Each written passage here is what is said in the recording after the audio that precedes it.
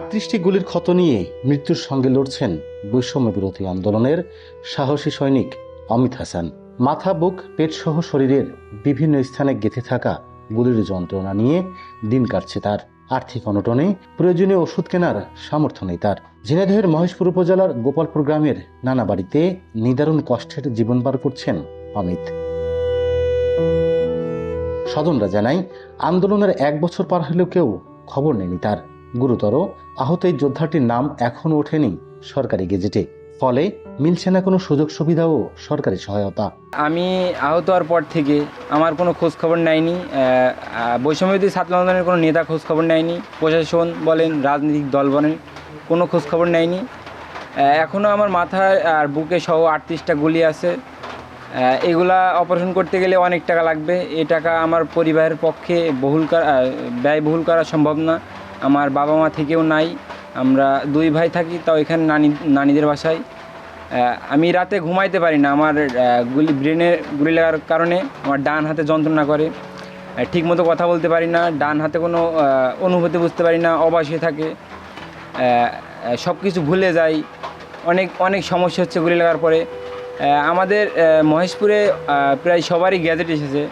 আমি গুরুত্বপূর্ণ বেশি আহত হওয়ার পরেও আমার এখনও গ্যাজেট আসলো না।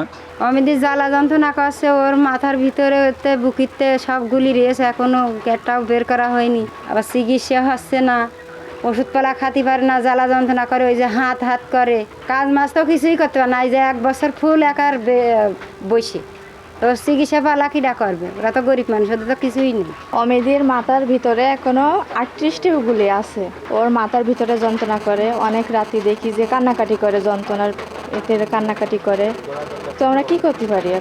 এখন তো টাকা পয়সা নেই যে এখন বড় ডাক্তারও দেখাবো। এখন মনে করেন মাথা নিয়ে অনেক সমস্যা। 39 জন আহতর ভিতর থেকে সবথেকে গুরুতর আহত আমাদের অমিত হাসান। অমিতের যে গুলি লাগছে, 38টা গুলির আঘাত এখনও পর্যন্ত ভিতরে রয়েছে। এটা সহ্য ক্ষমতার তার বাহিরে চলে গেছে। তার মাথায় যে গুলিগুলো আছে, মাথায় নার্ভের সমস্যার কারণে সে হাত নাড়াইতে পারে না, এমনকি সে কথাবার্তা এখন স্পষ্টভাবে বলতে পারে না। সরকার মহোদয় বা যারা কাজ করতেছে উপর মহলে, তাদেরকে বলবো অচিরেই তার এই বিষয়গুলো দেখা হোক। দুঃখের বিষয় যে কোনো যে রাজনৈতিক দল যে তার পাশে দাঁড়াবে সেটাও এখনও আমরা পাচ্ছি না। বৈষম্য বিরোধী ছাত্র আন্দোলন যারা রয়েছে, আপনারা বলেন যে জেলা কমিটি, আপনারা বলেন যে কেন্দ্রের কমিটি, তারাও তার কোনো খোঁজখবর নেয়নি। এমনকি ছেলেটার দেখতেও আসেনি তারা।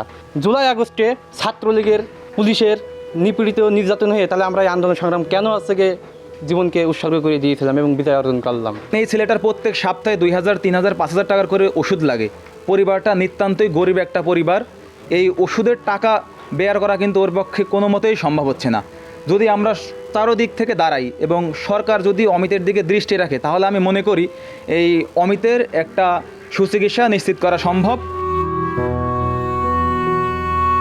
অমিতের নাম সরকারি গেজেটভুক্ত করতে কাগজপত্র জমা দেওয়া হলেও জানেন না সিভিল সার্জন। প্রয়োজনীয় কাগজপত্র নিয়ে যোগাযোগ করলে সংশ্লিষ্ট কার্যালয়ে পাঠানো হবে বলে জানান তিনি। সবাইকে বলছি যে খোঁজ দিতে, আসলে কেন হলো না এবং আদৌ হয়েছে কিনা ও জানে কিনা সেটাও আমি জানি না। আর ওইখানে যদি না আসে তাহলে আমরা করতে পারবো না, কারণ ও যদি আমাদের কোনো কিছু না দেয়, ন্যাশনাল আইডি কার্ড থেকে শুরু করে মেডিকেল ও ট্রিটমেন্টের পেপারস, কোন হসপিটালে ভর্তি ছিল, এগুলো যদি না যাচাই করতে হবে, আমার তো এমআইএস থেকে ওরা আসবে না বা ওটা জুলাই ফাউন্ডেশনে যাবে না। এই জন্যই হয়তো ও বাদ পড়তে পারে, কিন্তু ওকে তো আসতে হবে। ও যদি আসছে আমাদের কাছে, কাগজ তো জমা দেয়, পেপার জমা দেয়, আমরা অবশ্যই পাঠাই দেবো। কারণ এখন আমাদের আইবাস বন্ধ আছে, যে কোনো মতো আইবাস খুলবে, তখন ওই নতুনগুলোকে আবার আমরা যাচাই বাছাই করে ওখানে দিয়ে ওইখান থেকে আসার পর ডিসি অফিস থেকে আবার যাচাই বাছাই হয়ে জুলাই ফাউন্ডেশন থেকে ভিজিট লাগবে না, ও গেজেটেড হয়ে যাবে। ঝিনাইদহ বৈষম্য বিরোধী আন্দোলনের নেতাদের তথ্য মতে জেলায় 139 জন আহত রয়েছেন। তাদের মধ্যে 50 জনের নাম সরকারি গেজেটভুক্ত হয়েছে। লোটাস রহমান সোহাগ, সময় সংবাদ, ঝিনাইদহ।